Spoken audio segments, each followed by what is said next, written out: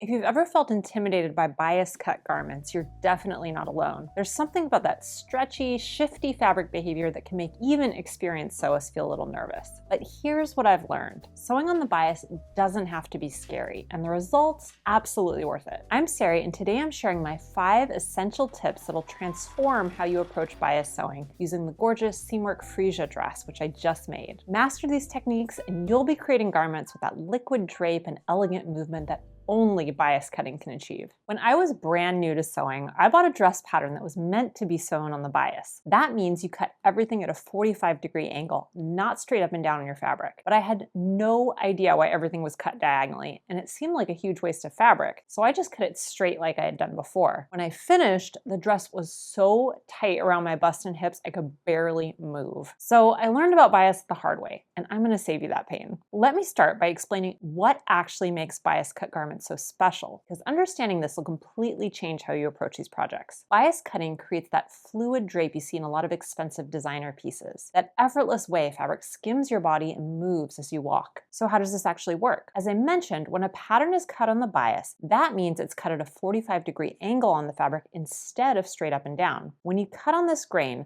the fabric completely transforms. It's like it suddenly develops this flowing quality that wants to mold to your body as you move, which is exactly what creates that gorgeous drape and stretch we're after. The reason is simple. Woven fabrics are created on a loom with long lengthwise threads running up and down and crosswise threads woven through them under and over like a basket. So imagine the threads are forming all these little squares or rectangles with a little bit of space in the middle. If you pull either lengthwise or crosswise, you're pulling on the threads and they don't move much.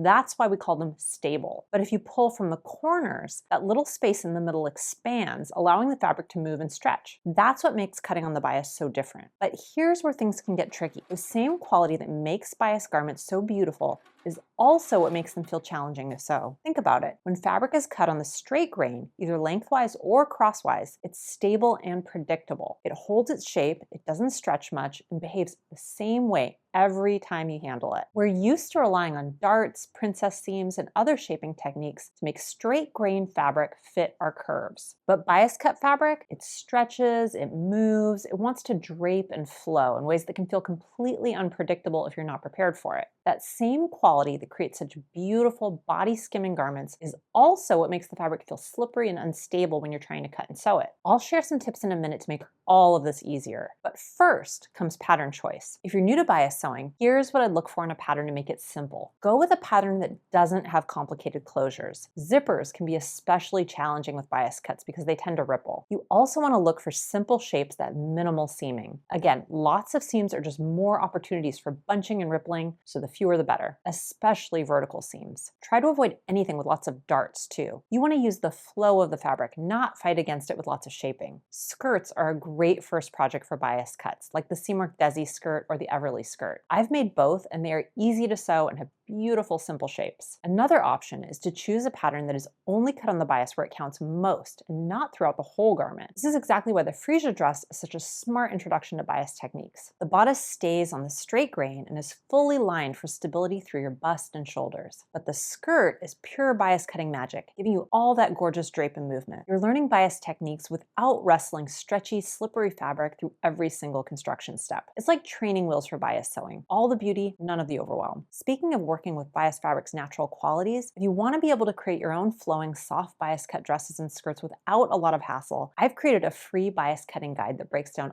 all these tips into a handy reference you can keep right at your workspace. You'll get troubleshooting tips and all the key techniques we're covering today in an easy to follow format. Grab your copy using the link in the description and it's completely free and you can download it right now. When I was cutting my Freesia dress out, I made sure not to make the same mistakes I made with my first bias dress those many years ago when I totally ignored the pattern's intended grain line. But over the years, I've learned that there are a few other really important steps to take when you're cutting a bias garment out. Bias cutting requires some different prep work than you're probably used to, so it's easy to miss these crucial steps. First, you'll need to make sure your pattern pieces can be cut as single layers instead of cutting on the fold. Most patterns that are intended to be cut on the bias will do this step for you. That's how Freesia was drafted. The cutting layout shows you exactly how to cut it single layer. I think rayon or silk makes the most gorgeous, soft bias cut garments, but here's the thing, they are slippery. So when I'm working with these fabrics, and especially if I'm cutting on the bias, I always take the time to stabilize. My favorite way to do this is with a wash away spray stabilizer. faster. You apply it to your fabric, let it dry, and it transforms your lightweight material into something a little more crisp and papery. It's much easier to handle, and you'll be able to pin and sew with precision. Always test on your fabric before you spray. And if you're intending to dry clean and not wash your fabric, another option is to place tissue paper underneath your fabric when cutting. This little trick adds just enough stability to keep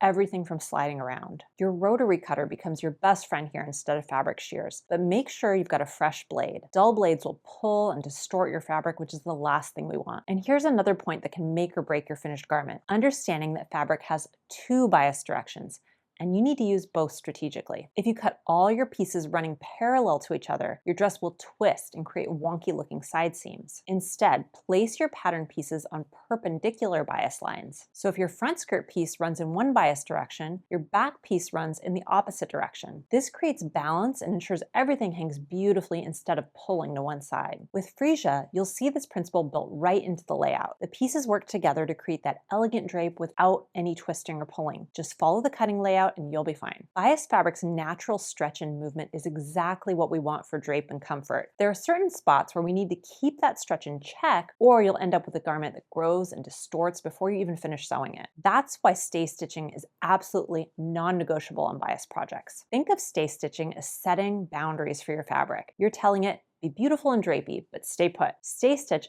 every single edge that gets handled during construction, no exceptions. Stitch just inside your seam allowance, working from one end to the other in the same direction. This simple but critical technique prevents that dreaded stretching that can throw off your entire fit. Here's where stay stitching gets really crucial, that waistline seam on bias cut skirts. This is especially important for dresses like Freesia, where the bodice is cut on the straight grain. Without stay stitching, the waistline edge might stretch out during construction and not match up with your bodice. And trust me, that's much easier to prevent than to fix later. This one step makes all the difference. One more thing about Freesia specifically. If you're working with slippery fabrics like silk or rayon, consider stay stitching the neckline and armholes too. I know the bodice is on straight grain, but these fabrics have their own sneaky way of stretching and shifting during construction. So that extra bit of stability will make your life so much easier. Working with bias fabric means adjusting your normal sewing techniques. And this is where I see people struggle the most. The biggest mistake?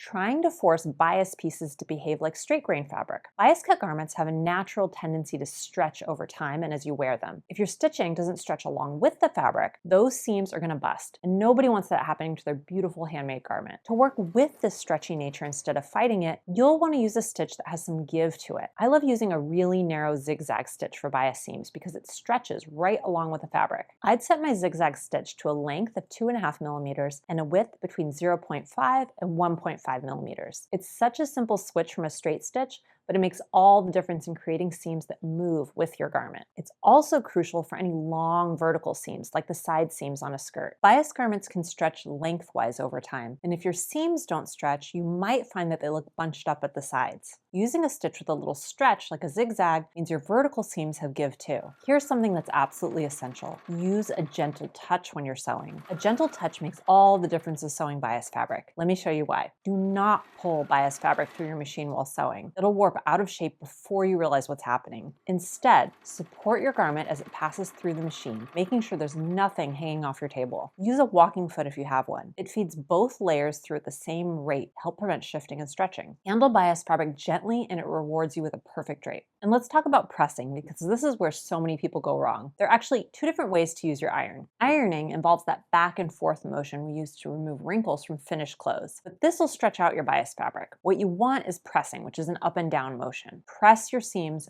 don't iron them. Another tip that'll save you so much heartache. While your project is still in progress, store it flat instead of hanging it up. This prevents any stretching between your sewing sessions and keeps your pieces true to size. We included all these technique adjustments in that free bias cutting guide I mentioned earlier. Having these machine settings and pressing tips right at your fingertips while you're sewing will help you create gorgeous, stretchy, flowing bias cut garments without hitting a single snag. Don't forget to grab your copy from the link in the description. I once made a bias cut dress, hemmed it to exactly the length I wanted, then hung it up in my closet. I was totally happy with it until I put it on to wear for the first time. Even though I thought I'd done a great job of hemming it, It looked totally wavy and uneven. So what was going on there? What changed? Well, with bias cuts, that extra stretch means the fabric can continue to grow over time. That means your garment will get longer as it hangs, and not every part will grow at the same rate. That's what leads to extra long lengths and uneven hemlines. So here's what you need to remember. Bias cut garments need time to settle. After you've sewn your major seams on any bias garment, hang those pieces for at least 24 hours before doing your final hemming. I know it's tempting to finish everything in one session, but the bias will relax and find its natural drape, giving you a much more even hemline. When you're ready to hem, choose techniques that work with the fabric's natural movement. A narrow rolled hem works beautifully on bias edges because it maintains flexibility while looking polished. Lined hems are another lovely option. They're virtually invisible and move with the fabric as you wear it.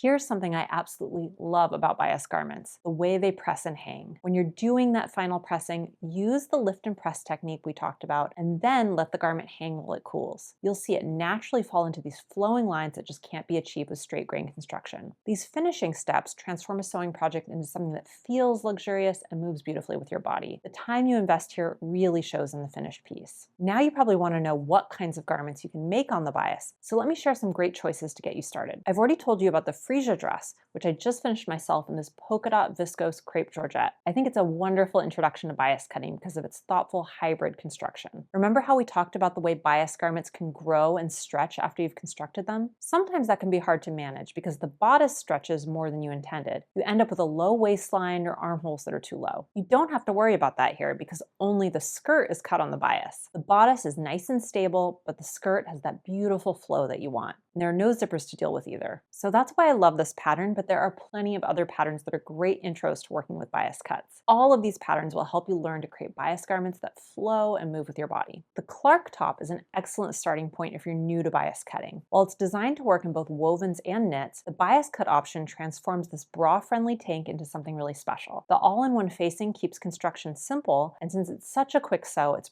perfect for experimenting with bias techniques without a huge time investment. For a classic bias experience, try the Savannah camisole. This spaghetti strap design is the quintessential bias cut garment. It showcases everything we love about bias cutting in its purest form. The construction is straightforward enough for a novice, but the results are so elegant you'll want to make several in different fabrics. Here's one I mentioned earlier, the Desi skirt. It offers a unique way to explore bias cutting with its fluted silhouette and diagonal seam detail. The elastic waistband makes fitting straightforward, while the bias cut creates that beautiful movement through the midi-length hemline. I also love that it has a comfy, elasticized waist. It's a great project for practicing bias seaming techniques in a fresh and modern design. If you want to experiment with layering and contrast, the Everly skirt I mentioned is perfect for bias cut beginners too. The double layered construction might look complex, but it's actually quite forgiving. Any small imperfections get hidden between the layers. Plus, you can play with opacity and color combinations while mastering bias cutting techniques. Or you can just omit one of the layers like I did when I made one last year and have a really simple bias cut mini skirt. When you're ready to tackle a full bias cut dress, Grace is absolutely stunning. This slip dress demonstrates how luxurious bias cutting can feel when executed well. The lined bodice provides structure, while the bias cut body creates that signature drape that makes bias garments so special to wear. And now that you understand bias cutting fundamentals, you'll want to choose the right fabric for your projects. And that's where many sewists run into trouble. Rayon is a great choice for bias cuts, but if you don't know how to handle it, you can wind up with a shifty, puckered mess. If you want to master working with rayon's beautiful drape and learn which projects showcase it best, watch this video next.